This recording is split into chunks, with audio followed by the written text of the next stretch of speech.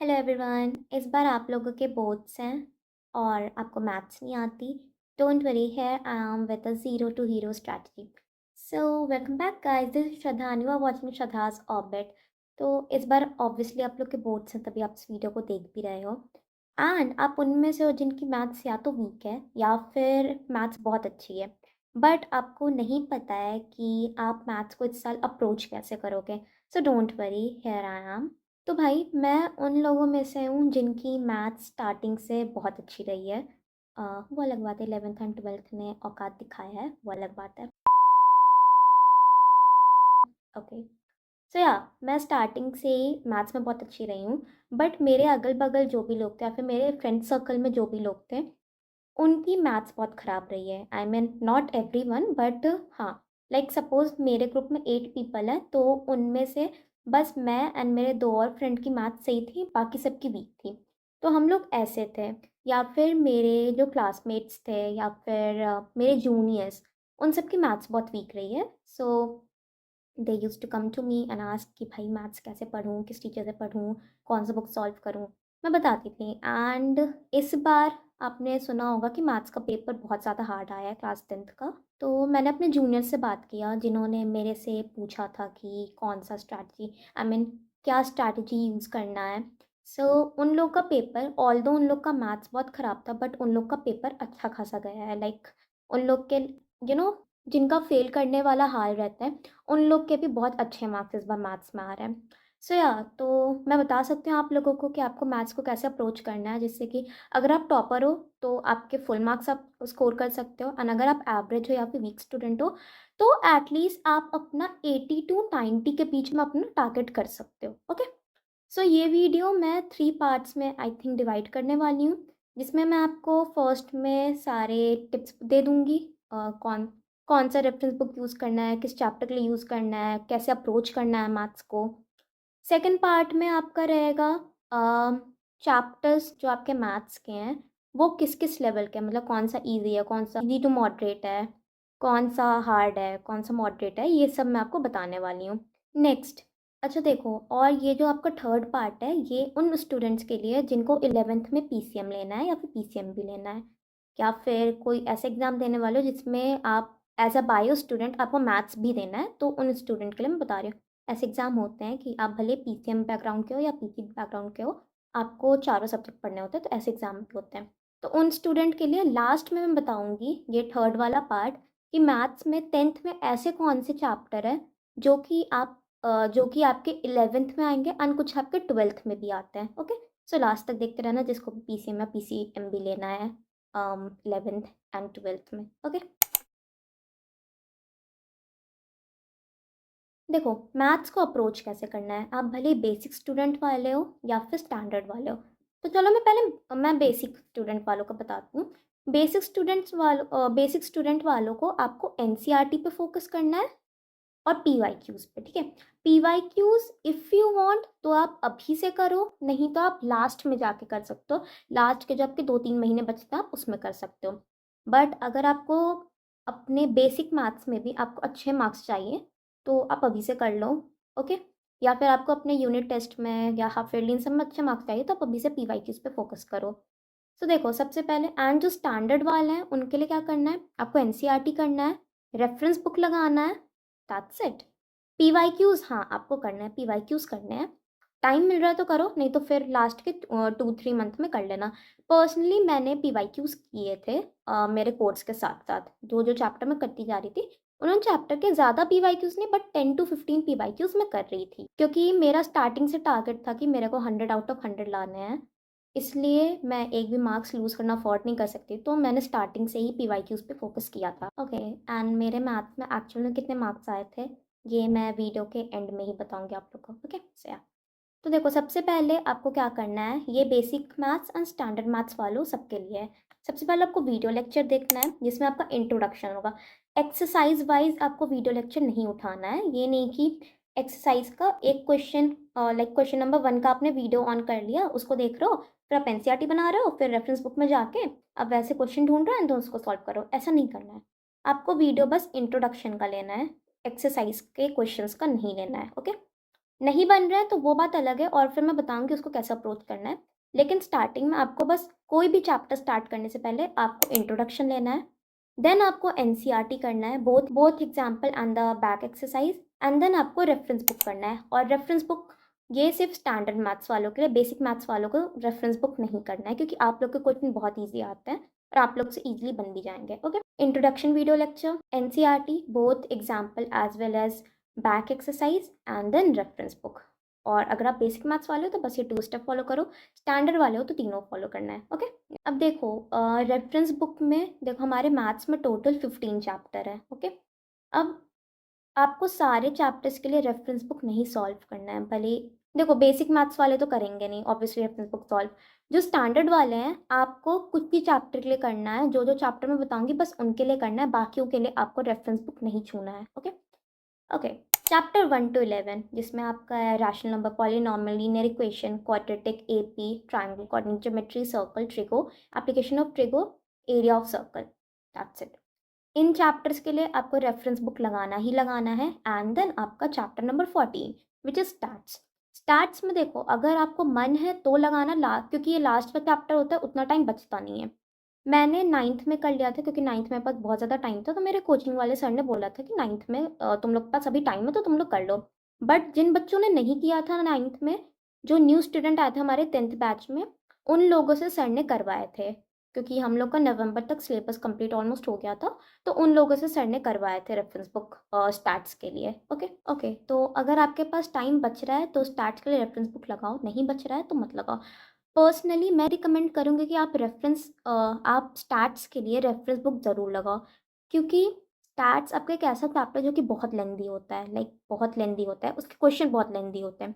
Exam में भी आपके लेंदी क्वेश्चन ही आते हैं, ये जनरली आपके 4 या 5 मार्कर में आते हैं, 4 में तो नहीं आते, 3 to 5 मार्कर में आते हैं। ठीक है, तो ये आपका क्वेश्चन बहुत ज़्यादा लेंदी होता है। नंबर ऑफ क्वेश्चन आपने कम सॉल्व किए होंगे तो एग्जाम में जाके आप पैनिक कर जाओगे। इसलिए मैं बोल रही हूँ कि स्टैट्स के लिए रेफरेंस बुक लगा लो। ठीक है, अगर टाइम बच रहा है तो लगा लो, नहीं भी बच रहा है तो फिर भी ट्राई करो कि आप 1 या 2 एक्सरसाइज, मतलब जितना भी टोटल क्वेश्चन है उसका आप आधा लगा लो। ठीक है, नेक्स्ट, रेफरेंस बुक को सॉल्व कैसे करना है। रेफरेंस बुक को सॉल्व करने के लिए आपको डायरेक्ट उसके बैक एक्सरसाइज पे नहीं जाना है, आपको सबसे पहले एग्जाम्पल सॉल्व करना है एंड देन आपको जाना है क्वेश्चन आंसर पे, जो बेसिकली हमारा एक्सरसाइज होता है उस पे जाना है। अब देखो बहुत सारे लोगों के साथ होता है कि हमने इंट्रोडक्शन भी देख लिया, हमने एनसीईआरटी भी बना लिया, जैसे तैसे हमने बना लिया, लेकिन अब क्वेश्चन बन नहीं रहे। रेफरेंस बुक भी चलो टीचर के हेल्प से कैसे ना कैसे बना लिया, बट द थिंग इज़ कि जब हम खुद से बनाने जा रहे हैं तो हमें क्वेश्चन का अप्रोच नहीं आ रहा है, हमें क्वेश्चन सॉल्व करना नहीं आ रहा है। ऐसा बहुत सारे लोगों के साथ होता है, भले यू आर अ टॉपर और एन एवरेज स्टूडेंट और अ वीक स्टूडेंट, सबके साथ ऐसा होता है, मेरे साथ भी होता था। तो देखो इस केस में सबसे पहले आपको क्या करना है, आपके बेसिक पे अपना ध्यान देना है। ठीक है, बेसिक जैसे कि फॉर्मूलाज, थ्योरम्स, प्रूफ्स, ये सब, या फिर पोस्टुलेट्स जो भी हमें पढ़ने हैं, ये सारी चीज़ें कभी कभी होता है कि हम, या फिर मोस्ट ऑफ द टाइम हम इन सब को इग्नोर कर देते हैं, हम लर्न नहीं करते हैं। लाइक जैसे आपके स्टार्ट्स के फॉर्मूलाज आएंगे या फिर ट्राइंगल एंड सर्कल के थ्योरम्स आएंगे तो हम लोग उन सबको लर्न नहीं करते हैं एंड डायरेक्ट हम सोचते हैं कि चलो स्टेप तो समझ लिया है, अब जाके बना लेता हूँ मैं क्वेश्चन को। जब क्वेश्चन बनाने जाते हैं तो हम लोग से बनता नहीं है, क्योंकि थ्योरम्स तो याद ही नहीं है, फॉर्मूलाज याद ही नहीं है, तो बनेंगे कहाँ से। देखो जैसे जैसे अप्रोच बनाने के लिए आपको क्वेश्चन प्रैक्टिस करना पड़ेगा, नो डाउट आपको करना पड़ेगा, कि कई बार होता है कि हमारे प्रूफ में कुछ ऐसे स्टेप्स दे देते हैं जो कि किसी क्वेश्चन को सॉल्व करने के लिए बहुत इंपॉर्टेंट होता है। तो इसलिए आई वुड रिकमेंड कि अगर आपके किसी भी चैप्टर में प्रूफ्स हैं तो उस पर ध्यान दो, उसको लर्न करो, थ्योरम्स को भी लर्न करो, फॉर्मूलाज को भी लर्न करो। बहुत सारे फॉर्मूलाज के लिए भी प्रूफ्स आते हैं, तो आपको प्रूफ्स देखने हैं, फॉर्मूलाज देखने हैं, थ्योरम्स लर्न करो, इन सब को लर्न करो एंड देन अपना क्वेश्चन बनाने बैठो, आपसे ईजिली बन जाएंगे। और अगर फिर भी ना हो तो क्या सॉल्यूशन देखो एंड देन उसको फिर से 2-3 बार खुद से ट्राई करो एंड देन कुछ कुछ डेज के स्पैन पे उसको वापस से ट्राई करो, और वैसे थोड़े बहुत क्वेश्चन और सॉल्व कर लो तो अप्रोच बन जाएगा आपका। ओके ओके, कई बार होता है कि हमें ना लाइक हम गूगल पे देख रहे होते हैं या यूट्यूब देख रहे होते हैं, या फिर कोई और हमारा फ्रेंड या क्लासमेट हमारे पास पहुंच जाता है कि भाई तेरे से क्वेश्चन हुआ है, देख मेरे से तो हो जा, तेरे से होगा ये। और हम जब क्वेश्चन देखते हैं हम लोग तो कॉन्फिडेंस में बोल देंगे कि हाँ भाई मेरे से तो हो जाएगा, जब क्वेश्चन देखते हैं आता ही नहीं है हम लोग को। चैप्टर अच्छे से पढ़ा है, सारा एनसीईआरटी किया है, रेफरेंस बुक किया है, PYQs भी कर लिए बट वो क्वेश्चन नहीं हिल रहा हम लोग से, अप्रोच आ ही नहीं रहा है। तो वैसे केस में क्या करना है, अपना रेफरेंस बुक खोलना है एंड उसमें आपको एग्जाम्पल सेक्शन में जाना है पहले, ठीक है। एग्जाम्पल में जाओ एंड वहाँ पे वैसे क्वेश्चन जो भी हैं आप और वैसे क्वेश्चन ढूंढो एग्जाम्पल में जाके। उन सारे क्वेश्चन को एक बार वापस से लगाओ, भले ही आपने पहले लगा ली हूँ, कितने भी बार लगा ली हूँ, वापस से उन क्वेश्चन को लगाओ एंड देन आप उस क्वेश्चन पर जाओ जो आपका नहीं बन रहा था, एंड इस बार वो आपसे बन जाएगा, डेफिनेटली बन जाएगा। क्योंकि कई बार हम कॉन्सेप्ट भूल जाते हैं, फिर किसी क्वेश्चन को सॉल्व करने का कुछ अलग अप्रोच होता है, हम उन सबको भूल जाते हैं। बहुत बार ऐसा होता है, मेरे साथ भी होता था और बहुत सारे स्टूडेंट के साथ होता है, ऑलमोस्ट सबके साथ होता है ये।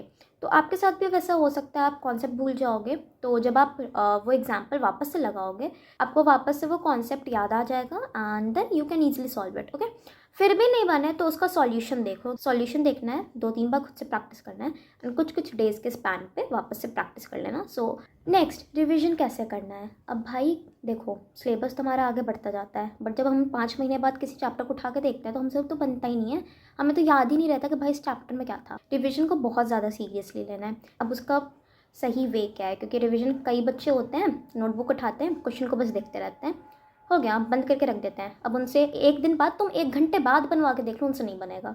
तो ऐसे नहीं करना है रिविजन। मैथ्स में आपको प्रैक्टिस चाहिए, ये आपका कोई थ्योरी सब्जेक्ट नहीं है कि आप एक बार देख लोगे एंड फिर आप उसको पूरे महीने या फिर पूरे साल आपको याद रहेगा, ऐसा नहीं है। मैथ्स में आपको प्रैक्टिस करना पड़ेगा। उसके लिए आपको क्या करना है, आपको चैप्टर उठाने हैं अपने, ठीक है, कोई भी चैप्टर लेना है एंड देन जब हम लोग फर्स्ट टाइम चैप्टर को सॉल्व कर रहे होते हैं तो उस टाइम पे हम कुछ क्वेश्चन मार्क करके रखते हैं जो कि हमसे नहीं बनते हैं ईजिली। उन क्वेश्चन को आपको लेना है रिवीजन के टाइम पे। उनमें से भले ही एक चैप्टर में 15, 20, 25 ऐसे क्वेश्चन मार्क हो, आपको बस 5 क्वेश्चन उठाने हैं, कोई भी 5 लो, फिर दूसरे चैप्टर का 5 लो, फिर तीसरे का, जितने भी चैप्टर का रिवीजन करना उनका 5-5 क्वेश्चन लो, उन सबको सॉल्व करो, ठीक है। एंड देन फिर 1 महीने बाद आप ऑब्वियसली और नए चैप्टर पढ़ोगे, तो वापस से 5-5 क्वेश्चन सारे चैप्टर के कर लो, इंक्लूडिंग द फर्स्ट चैप्टर जो कि आपने फर्स्ट रिवीजन में किया था, ठीक है। वो सारे आपको करने हैं चैप्टर्स, ओके। तो इस बार अगर पिछले बार आपके रिवीजन में कुछ क्वेश्चन नहीं बन पाए थे तो उन क्वेश्चन को भी ज़रूर इंक्लूड कर लेना इस बार, ठीक है। तो लास्ट आते आते तक आपका प्रैक्टिस अच्छा खासा हो जाएगा ना, आपसे क्वेश्चन जो आपसे नहीं भी बनते थे वो भी बन जाएंगे एंड आपका अप्रोच भी और ज़्यादा क्लियर होगा, ओके। अब आते हैं वीडियो के पार्ट 2 में, जिसमें मेरे को बताना है कि चैप्टर का लेवल क्या है, ठीक है।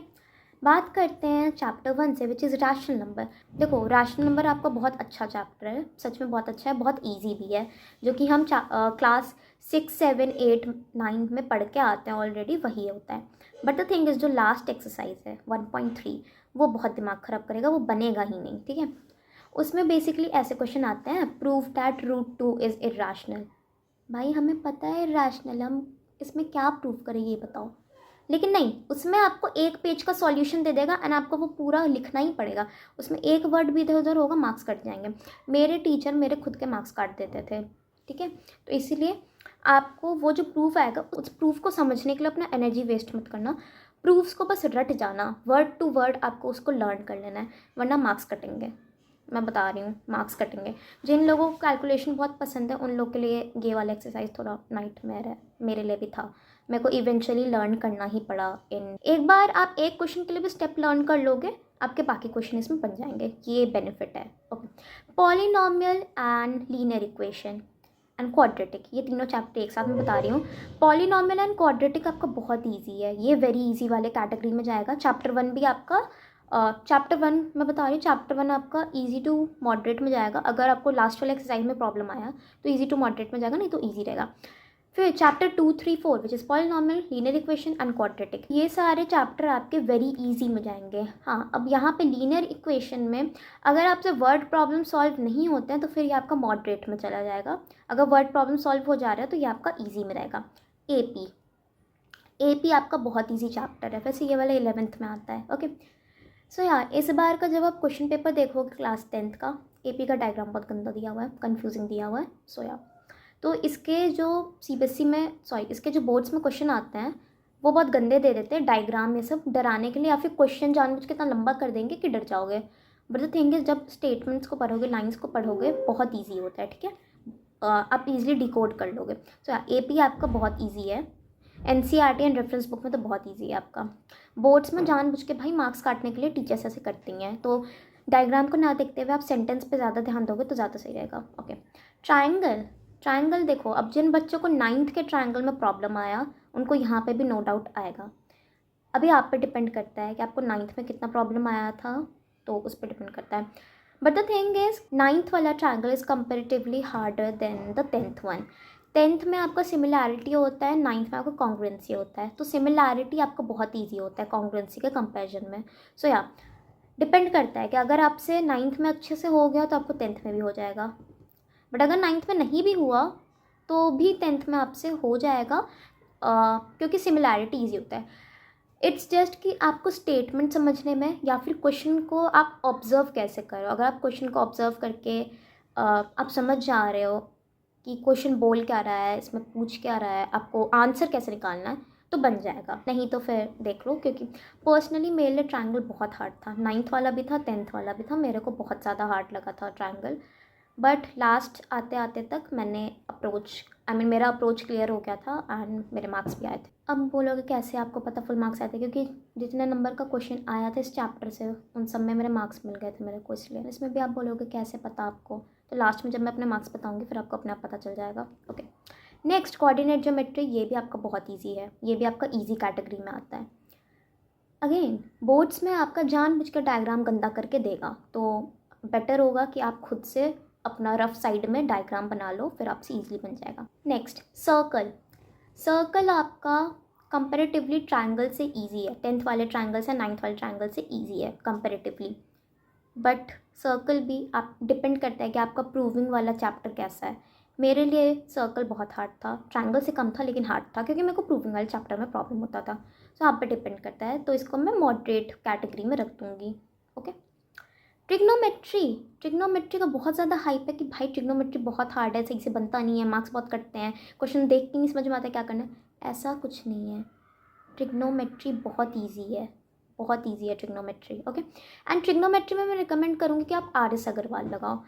ट्रिग्नोमेट्री में आर डी शर्मा लगाने का कोई फ़ायदा नहीं है, क्योंकि आर एस अग्रवाल से बहुत सारे बोर्ड्स में क्वेश्चन आते हैं एंड आपके PYQs में भी रहते हैं। सो या आपको आर एस अग्रवाल सॉल्व करना है फॉर ट्रिग्नोमेट्री। स्टैंडर्ड मैथ्स वालों के लिए, बेसिक वालों के लिए आप बस एनसीईआरटी पे स्टिक के रहो, एनसीईआरटी से बाहर जाने की ज़रूरत नहीं है। ट्रिग्नोमेट्री का लेवल क्या है? ट्रिग्नोमेट्री आपका मैं मॉडरेट में रख दूँगी, क्योंकि हाइप बना रखा है ना भाई तुम लोगों ने कि ट्रिग्नोमेट्री बहुत हार्ड है। कुछ लोगों के लिए हार्ड लगेगा, जिनको मैथ्स नहीं पसंद है भाई उनको तो हार्ड, क्योंकि उनका माइंडसेट ही वैसा होता है ना कि भाई मेरे से तो मैथ्स बनेगा ही नहीं। भले क्वेश्चन कितना भी ईजी आ रहा हो, लेकिन आपका माइंडसेट ऐसा हो जाएगा तो आपको हार्ड लगेगा ही। सो या अपना माइंडसेट क्लियर रखो कि ट्रिग्नोमेट्री बहुत ईजी है और आपसे बन जाएगा। भले आपका मैथ्स कितना भी वीक हो, आपसे बन जाएगा ट्रिग्नोमेट्री। इसलिए मैं मॉडरेट के कैटेगरी में रख रही हूँ। अगर आपका माइंडसेट वैसा है तो मॉडरेट में ले लो, माइंडसेट अच्छा है ईजी में रख दो। ट्रिग्नोमेट्री सच में बहुत ईजी है for both weak and topper students, average वालों के लिए भी। एप्लीकेशन ऑफ ट्रिग्नोमेट्री आपका मॉडरेट टू हार्ड में जाएगा, क्योंकि वर्ड प्रॉब्लम में डिकोड करने में प्रॉब्लम आ जाता है, सॉल्व करने में भी सही रहता है। आपका एक काइंड ऑफ क्वेश्चन आता है जिसमें आपका क्लाउड से शैडो बन रहा होता है एक रिवर में, वो वाले क्वेश्चन थोड़े ट्रिकी हो जाते हैं, वरना ऐसे ईजी है। ओके, तो ये मैं मॉडरेट टू हार्ड में रखूँगी। ईजी चैप्टर है, अगर आपसे आप स्टेटमेंट देख के आप अपना डायग्राम बना लेते हो तो आपका ईजी चैप्टर है, वरना आपको मॉडरेट टू हार्ड लगेगा। एरिया ऑफ सर्कल आपको मॉडरेट टू हार्ड है, अगेन वर्ड प्रॉब्लम की वजह से। कंस्ट्रक्शन आपका ईजी टू मॉडरेट है, क्योंकि कंस्ट्रक्शन ऐसे तो बहुत ईजी है, बट अगर प्रैक्टिस नहीं करोगे तो ये आपका मॉडरेट पे चला जाएगा। कंस्ट्रक्शन के लिए आप वीडियो सॉल्यूशन देख के अपना काम नहीं चला सकते, कंस्ट्रक्शन के लिए आपको खुद से करना ही पड़ेगा। Surface area and volume. Surface area and volume के लिए इसको मैं मॉडरेट टू हार्ड पर रखूँगी, अगेन आपका क्योंकि आपका लेंदी चैप्टर, इसके कैलकुलेशन बहुत ज़्यादा लेंदी आते हैं इस वजह से। एंड इस चैप्टर के लिए आपको रेफरेंस बुक नहीं लगाना है, गलती से भी नहीं लगाना है, छू मत लेना इसके लिए रेफरेंस बुक, और नई कंस्ट्रक्शन के लिए। अगर किसी को मेंटल असाइलम जाना है, कोई अपने लाइफ से लाइक कम्प्लीटली टायर्ड हो चुका है, मेंटल असाइलम जाना है, बेस्ट तरीका है इस चैप्टर के लिए, सरफेस एरिया एंड वॉल्यूम के लिए तुम रेफरेंस बुक लगा लो, तुम आराम से पहुँच जाओगे मेंटल असाइलम। ओके, सो या जाओगे तो मेरे कॉल ज़रूर कर देना, मैं भी आ जाऊँगी। Jokes apart. ओके, स्टैट्स आपका मॉडरेट टू हार्ड में जाएगा। फॉर्मूलाज बहुत खतरनाक लेवल के होते हैं देखने में। जब आप उसका मीनिंग समझ लोगे हर एक टर्म का, तो आपके फॉर्मूलाज बहुत ईजी होते हैं, वरना ऐसे बहुत खतरनाक लेवल के दिखते हैं। और ये चैप्टर नो डाउट बहुत लेंदी है, तो बहुत ज़्यादा है, तो ये भी आपका मॉडरेट टू हार्ड में जाएगा। कैलकुलेशन बहुत ईजी है, फॉर्मूलाज के टर्म समझ जाओगे तो फॉर्मूला भी बहुत ईजी है, but the thing is calculation आपका लेंदी है, प्रोसेस आपका लेंदी है, सो इसलिए मैं मॉडरेट टू हार्ड में रखूँगी। प्रोबेबिलिटी, मेरे जैसे लोगों के लिए प्रोबेबिलिटी बहुत ज़्यादा हार्ड है, क्योंकि मेरे को तो समझ ही नहीं आता इसमें करना क्या है। मेरे को 11th-12th में बहुत ज़्यादा प्रॉब्लम होता है अभी। तो अगर आपको 9th में या फिर उससे पहले प्रोबेबिलिटी होता है क्या, हाँ होता है, अगर आपको प्रोबेबिलिटी स्टार्टिंग से अच्छा लगा है तो आपके लिए बहुत ईजी है प्रोबेबिलिटी 10th वाला। नहीं अच्छा लगा है तो ओके फिर आपको हार्ड लगेगा, तो इसलिए मैं मॉडरेट टू हार्ड में रखूँगी। प्रोबेबिलिटी के लिए भी आपको रेफरेंस बुक नहीं लगाना, भले ये चैप्टर कितना भी ज़्यादा दिमाग ख़राब करता हो, कितना भी ज़्यादा कन्फ्यूजिंग हो, ये चैप्टर रेफरेंस बुक लगाने लायक नहीं है। एनसीईआरटी से ही आते हैं, एनसीईआरटी के बाहर के नहीं आते हैं, तो एनसीईआरटी ही लगाओ इसके लिए। एनसीईआरटी को 10 बार प्रैक्टिस कर लो वो सही है, लेकिन रेफरेंस बुक मत लगाना। तो जब मैंने बताया था कि रेफरेंस बुक कौन कौन से चैप्टर के लिए लगाने हैं, फिर से मैं रिपीट कर रही हूँ। 1 to 11 के लिए लगाने, 1 to 11 के लिए, एंड देन आपका 14 के लिए लगाना है। बाकी आपका 12, 13 एंड 15 के लिए आपको नहीं लगाने हैं रेफरेंस बुक। ओके, अच्छा रेफरेंस बुक लगाना कौन सा, मैंने ये तो बता दिया। रेफरेंस बुक देखो, मैंने 11th में पीसीएम लिया है, जो कि मेरी बात, सो या भले आपको पीसीएम लेना है, जेई का प्रेप करना है, कुछ भी करना है, अगर आप 10th में आर.डी. शर्मा नहीं भी लगाओगे फिर भी आपका 11th में मैथ्स अच्छा रहेगा, क्योंकि 11th में आपका जो आपका फर्स्ट वीक होता है ना, वो आपको बेसिक मैथ्स के लिए पूरा रखा जाता है। बेसिक मैथ्स आपका अच्छे से पढ़ाया जाता है 11th में, एंड 12th में भी पढ़ाया जाता है। सो या 11th में आपको वापस अच्छे से पढ़ाया जाएगा। अगर आप 10th में स्पेसिफिकली आर.डी. शर्मा नहीं भी लगा रहे हो फिर भी आपके मार्क्स आ जाएंगे। मैंने पर्सनली आर.एस. अग्रवाल लगाया था, मैंने आर.डी. शर्मा छुआ भी नहीं था, क्योंकि मेरे को बहुत डर लगता था आर.डी. शर्मा से। अगर आपको ओलंपियाड में जाना है तो ओलंपियाड का अलग से बुक आता है, फिर भी आर.डी. शर्मा लगाने का ज़रूरत नहीं है। बट ऐसे अगर आप बस बोर्ड्स के लिए प्रेप कर रहे हो तो भी आपको आर.डी. शर्मा लगाने का ज़रूरत नहीं है। आर.एस. अग्रवाल लगाओ, आर.एस. अग्रवाल से ही ज़्यादा क्वेश्चन आते हैं। मैंने भी आर.एस. अग्रवाल लगाया था, मैंने आर.डी. शर्मा छुआ भी नहीं था। तो अब बात करते हैं कि मेरे कितने मार्क्स आए थे 10th में मैथ्स में। मेरे आए थे 99 आउट ऑफ 100। अब ये 1 मार्क्स कहाँ कट गए। सेक्शन ई में हमारा एक क्वेश्चन था, जो कि आप 2024 का जब आप क्वेश्चन पेपर देखोगे तो सेक्शन ई में क्वेश्चन था जिसमें आपको फैक्टराइजेशन करना था, जिसमें बेसिकली स्टूडेंट कुछ नंबर बोल रहे थे एंड आपको बताना था कि कौन सा स्टूडेंट कौन सा नंबर पहले बोला एंड ऑल। तो उसमें जो फर्स्ट वाला क्वेश्चन था 1 मार्कर, वो उसमें मेरे मार्क्स कट गए भाई, ना तुम सोच रहे हो। और सेक्शन डी में एक क्वेश्चन था 5 मार्कर का, जिसमें आई थिंक पैरेललोग्राम बना हुआ था एंड उसके अंदर ट्रायंगल थे। वो क्वेश्चन अब मेरा अटक गया, मेरे को आ नहीं रहा था, बट इवेंचुअली मेरे को आ गया। जिस क्वेश्चन से मेरे को पूरा उम्मीद था कि भाई इसमें कहीं मेरे मार्क्स ना कट जाए, उन क्वेश्चंस में मेरे को आ गए फुल मार्क्स। और ये जो फैक्टराइजेशन वाला था इसी में मेरे मार्क्स कट गए। उसका आंसर आई थिंक था 3, उसका आंसर 3 था एंड मैं 2 लिख के आ गई थी, मेरे मार्क्स कट गए। सो या फैक्टराइजेशन में मेरे मार्क्स कटे थे, वरना मेरे फुल आ रहे थे। भाई अभी भी हमको रिग्रेट होता है, 12th ने तो वैसे भी औकात दिखा दिया है कि भाई तेरे तो फुल आ ही नहीं सकते हैं। आप ये गलती मत करना, पैनिक मत कर जाना एग्जाम में, क्योंकि मैं पैनिक कर गई थी। Next most awaited part of this sneak peek. Alright, number 1 polynomial, number 2 quadratic, number 3 pair of linear equation, number 4 AP, number 5 coordinate geometry, number 6 trigonometry, number 7 some application of trigonometry, number 8 area related to circles, number 9 stats, number 10 probability। तो ये सारे chapter आपके आएंगे 11th and 12th में भी। और ये जो आपका सम एप्लीकेशन ऑफ ट्रिग्नोमेट्री है, ये आपका 12th में आएगा, एओडी में एप्लीकेशन ऑफ डेरिवेटिव में आएगा। ओके, और भी आपके किसी और चैप्टर में भी आएंगे। सो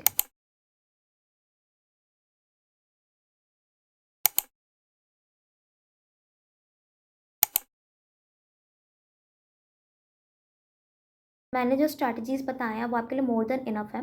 बट स्टिल अगर आपको लगे कि भाई इस साल जैसा मैथ्स में पेपर आ गया है हार्ड लेवल का, अगर हमारे टाइम पे आ गया तो हम क्या करेंगे।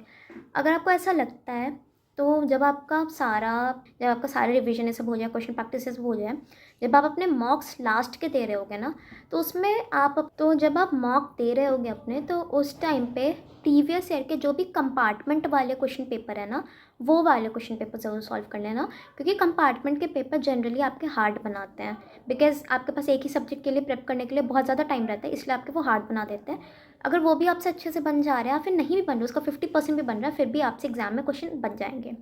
देखो इस साल का जब मैंने क्वेश्चन पेपर एनालाइज किया है तो ऑनेस्टली वो उतना हार्ड था नहीं, मैं अपने अकॉर्डिंग बता रही हूँ, उतना हार्ड था नहीं। बट हाँ, क्योंकि उसमें आपके डायग्राम्स बहुत गंदे करके दे दिए हैं और सेक्शन ई वाले बहुत गंदे डायग्राम दिए हैं, उससे प्रेशर क्रिएट हुआ एंड बच्चों का नो डाउट वो छूटा होगा। एंड देन आपका उसमें एक ट्रायंगल वाला क्वेश्चन था। अब मैं बता देती हूँ, आप क्वेश्चन पेपर चेक करना। आई थिंक वो सेक्शन सी में था या बी में था, जिसमें आपका एक ट्रायंगल है, उसके अंदर एक स्क्वायर है, ठीक है, उसमें आपको कुछ प्रूव करना था, तो इसमें बहुत ज़्यादा थिंकिंग लगेगा। हाँ, तो अगर आपका अप्रोच सही है तो फिर भी बन जाएगा आपसे, अप्रोच सही है तो आपसे बन जाएगा। तो यार ट्रायंगल एंड सर्कल जैसे चैप्टर में आपको अप्रोच सही रखना पड़ेगा, बाकी सब कुछ बहुत ईजी था उसमें। सेक्शन ई को छोड़ के, जो कि डायग्राम जानबूझ के गंदा करके दिया था, वो ना सेक्शन ई भी आपका बहुत ईजी था। उसमें एक सर्कल वाला भी क्वेश्चन था, आई थिंक ये सेक्शन डी का था या सी का था। उसमें आपके एक बड़ा सर्कल था, एक छोटा था, उसमें टैंजेंट था, एंड आपको बीच का बताना था कि वो वाला टैंजेंट उसका लेंथ क्या है। एंड देन आपका जो दोनों सर्कल था उसका रेडियस कनेक्ट हो रहा था, एंड उससे एक हाइपोटेनस गया हुआ था, तो आपको शायद उस हाइपोटेनस का भी लेंथ बताना था। बहुत ईजी था ये क्वेश्चन, और अगर आपने क्वेश्चन सही से कर रखा है अपने थ्रू आउट द जर्नी में, थ्रू आउट द ईयर में, तो आपसे ईजिली बन जाएगा। उससे ज़्यादा हार्ड क्वेश्चन तो आपके रेफरेंस बुक में आ जाते हैं, सो यहाँ बन जाएगा। PYQs प्रैक्टिस करना है आपको अपने सेशन के साथ साथ। स्टैंडर्ड मैथ्स वाले हो तो मार्क्स अगर आप 100 टारगेट कर रहे हो तो हाँ, PYQs आपको अपने सेशन के साथ साथ ज़रूर करना है। और नहीं भी कर रहे हो या फिर नहीं मन है तो लास्ट में कर सकते हो, लास्ट में PYQ ज़रूर सॉल्व करना। Alright, so yeah, that's it for this video. Please make sure to subscribe and press the bell icon and comment your doubts in the comment section.